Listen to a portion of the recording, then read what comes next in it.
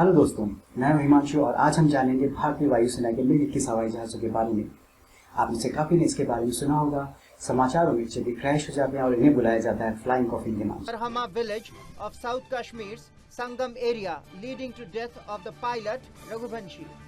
Really sad news tonight. Another MiG-21 of the Indian Air Force crashed today, this time in South Kashmir, killing its young 32-year-old pilot. In at this hour, Air Force fighter MiG-21 plane crashes in Kutch.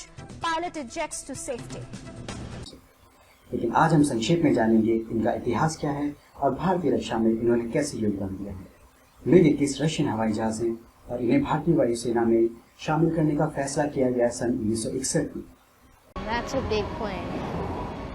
It's Russian.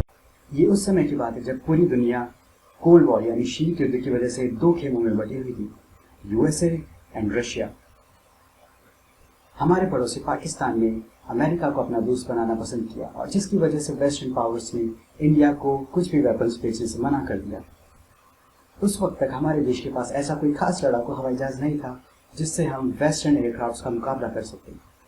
फिर भी हमारी वायुसेना जैसे तैसे भारतीय सरहदों की रक्षा कर रही थी। ऐसे में भारत ने USSR यानी सोवियत संघ के साथ अपने रिश्ते मजबूत किए और MiG-21 की डील पक्की करी।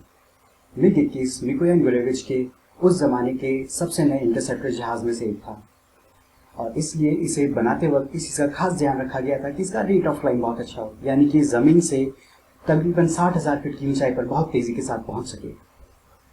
इससे पहले के विमान थे MiG-3 जो कि स्ट्रेट विंग डिजाइन था, MiG-15 जो कि स्वेप्ट विंग डिजाइन था और MiG-19 जो बहुत ज्यादा स्वेप्ट विंग डिजाइन था। MiG-21 को बनाते वक्त ये सोचा गया कि इसके विंग का डिजाइन कैसा रखा जाए, पर जरूरत थी ज्यादा अच्छे रेट ऑफ फ्लाइंग की, इसलिए MiG-21 के लिए सेलेक्ट किया गया डेल्टा विंग डिजाइन।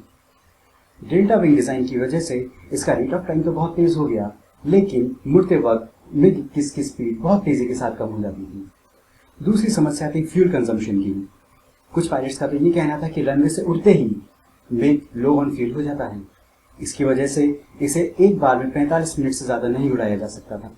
बावजूद इसके 10,000 से ज्यादा की संख्या में MiG-21 पूरे दुनिया भर में बेचे गए। 1200 से करीब MiG-21 तो सिर्फ भारत ने खरीदे और उसका रीजन था कि ये विमान बहुत ही सस्ते थे और इनको ज्यादा क्वांटिटी में खरीदा जा सकता था। उस समय भारत के पड़ोसी पाकिस्तान में इस्तेमाल हो रहा था लॉकहीड का बनाया हुआ स्टार फाइटर F-104।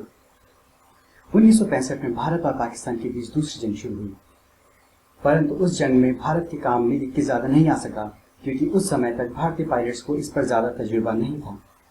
लेकिन MiG-21 ने अपने असल जलवे दिखाए 1972 की बांग्लादेश की आजादी की लड़ाई में, जहां पे ईस्टर्न बॉर्डर पे ढाका के ऊपर मंडराते हुए MiG-21 ने दुश्मन का मनोबल पूरी तरह से तोड़ दिया था। वेस्टर्न बॉर्डर पर उन्होंने अंबाला तक अटैक करने की कोशिश करी, लेकिन एक बार जब उनका सामना MiG-21 से हुआ उसके बाद वहां से भी उन्होंने दोबारा घुसने की जरूरत नहीं करी। दुश्मन स्टार फाइटर F-104 से हुई MiG-21 की इस लड़ाई में MiG-21 एक क्लियर विनर के तौर पर उभर कर सामने आया।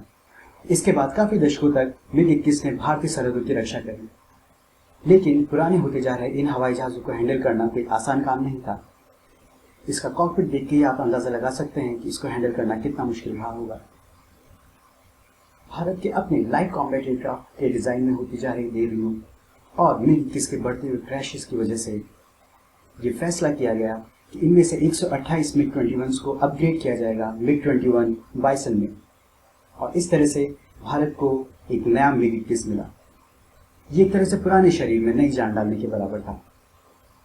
MiG-21 बाइसन को उड़ाने वाले कुछ पायलट्स का तो ये भी कहना है कि ये अमेरिकन F-16 फाइटर जेट्स को भी टक्कर दे सकता है और ऐसा उन्होंने करके दिखाया कोप इंडिया 2004 में, जहां इंडियन एयरफोर्स और अमेरिकन एयरफोर्स ने साथ में प्रैक्टिस की।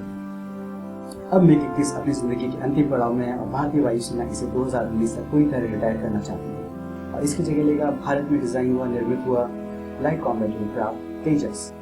So friends, this was a brief history about MiG-21. Please subscribe and share and like and comment. Thank you.